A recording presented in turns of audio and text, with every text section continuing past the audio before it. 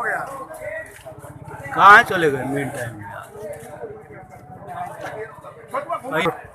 नमस्कार, मैं विक्रम चौधरी और आप देख रहे हैं सीएम न्यूज यानी आम आदमी की आवाज़। बिहार में पंचायती चुनाव का अभी सरगर्मी खत्म ही हुआ है कि यहाँ पर पंचायती चुनाव का जो प्रतिनिधि त्रिस्तरीय चुनाव का एमएलसी के चुनाव का सरगर्मी बिहार में बड़ा ही तेज हो गया है। इसी क्रम में एमएलसी के चुनाव में खड़े हुए उम्मीदवारों की पूरे अपने क्षेत्र में भ्रमण, उनके जो सहयोगी संगठन है, जो दल हैं, उनको चुनाव में जिताने के लिए एड़ी चोटी के पसीने एक कर दिए हुए हैं। इसी दरमियान एनडीए गठबंधन के प्रत्याशी धर्मेंद्र कुमार सिंह के समर्थन में भारतीय जनता पार्टी के मंत्री भूतल और खनन मंत्री जनक चमार का भ्रमण सारण जिले के बनियापुर प्रखंड के धलगढ़ा पंचायत के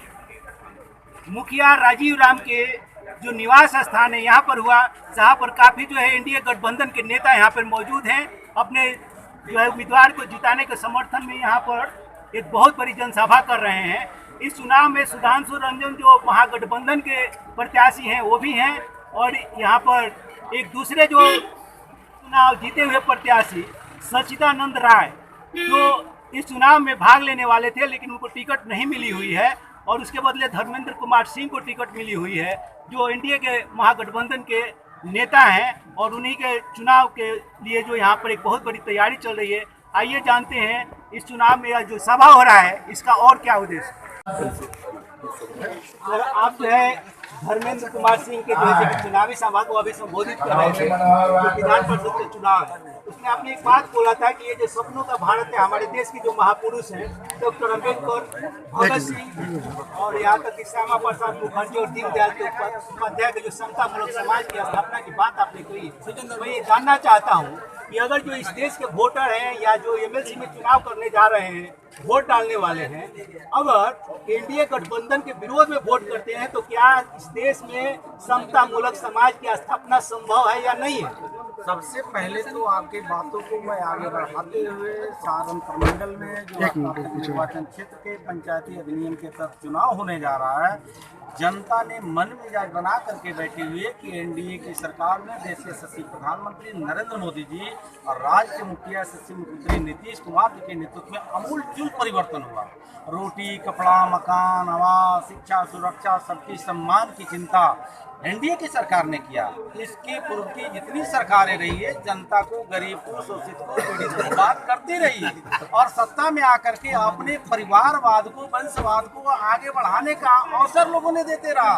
बिहार के और सारण के तमाम गरीब, युवा, जनता, संत समाज के लोग समझ गया। आज जिससे बातें हो रही है, ये जनक चमार गोपालगंज के रहने वाला, इसको कोई पूछता नहीं था पूर्ववर्ती सरकार में। धन्य है एनडीए की सरकार, धन्य है नरेंद्र मोदी जी और भारतीय जनता पार्टी के नेतृत्व में ये गरीब के बेटा को इतना बड़ा सम्मान। तो उसी तरह वार्ड, बीडीसी, मुखिया, जिला पार्षद जो बन करके आज सामने पंचायत में जो दिखाई दे रहा है, वो तो एनडीए की देन है, वो नीतीश कुमार जी की देन है। तो मुझे लगता है कि जनता के चुने हुए प्रतिनिधि ने मन मिजाज बना के बैठे हुए हैं लोग कि 4 तारीख को प्रथम वरीयता का मत अपना धर्मेंद्र कुमार सिंह जी को दे करके एनडीए की ताकत को और बढ़ाना। सर एक सवाल माता, बनियापुर के प्रखंड के जो मुखिया है यहाँ पर धनगढ़ा पंचायत के राजीव कुमार राम के निवास स्थान पर ये आपका चुनावी सभा होना और आपके माध्यम से ये चुनावी सभा को संबोधित किए जाना जनक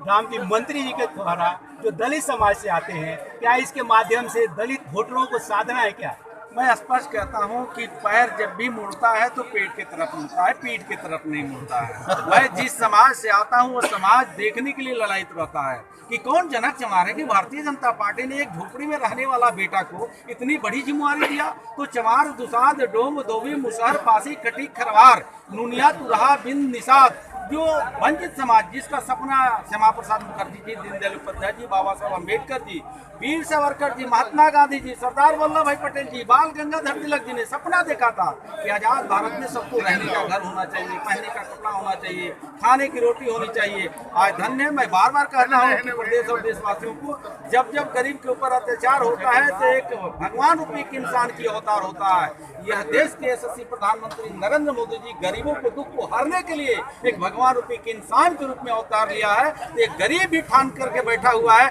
कि जब जब चुनाव होगा नरेंद्र मोदी एनडीए के साथ ही खड़ा रहना है। तो कहीं संशय नहीं है, धर्मेंद्र जी प्रथम वरीयता का प्रथम वोट लेकर के भारी मतों से जिस सदन का मैं सदस्य हूँ उस सदस्य बन करके जाएंगे। धन्यवाद।